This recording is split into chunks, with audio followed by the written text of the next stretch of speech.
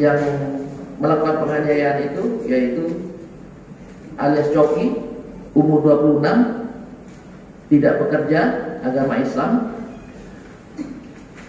Perannya yaitu melakukan pemukulan terhadap korban di bagian lengan kanan dan pipi sebelah kiri, ya, dengan menggunakan kepalan tangan, dan melakukan pemukulan berulang kali pada bagian wajah korban. Untuk Iki alias Iki melakukan pemukulan juga menggunakan kepalan tangan kanan yang mengarah pada wajah korban sebelah kanan secara berulang kali, ya, di atas ranjang, dan menendang menggunakan kaki kanan ke arah punggung korban,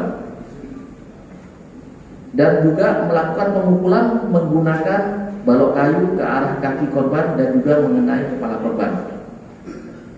Untuk alias Andi, ya, melakukan pemukulan ke arah wajah korban, bahu korban yang dilakukan berulang kali.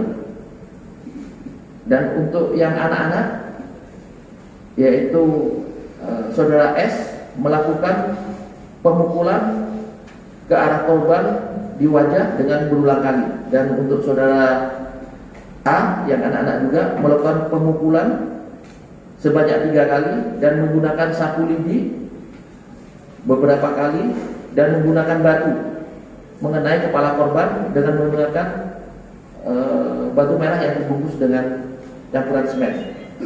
Untuk pasal yang dipersangkakan, untuk pasal yang yaitu pasal 170 ayat 2 ke 3 KUHP pidana, dan untuk pasal 55 56 KUHP. Untuk ancaman yaitu untuk pasal 170 diancam 12 tahun dan pasal 55 56 sebagai pelaku tindak pidana. Jadi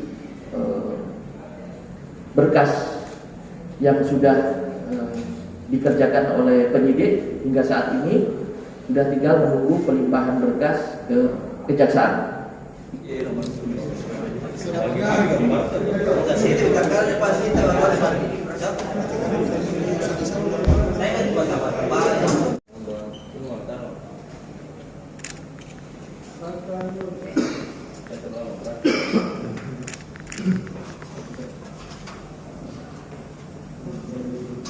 Sudah ya.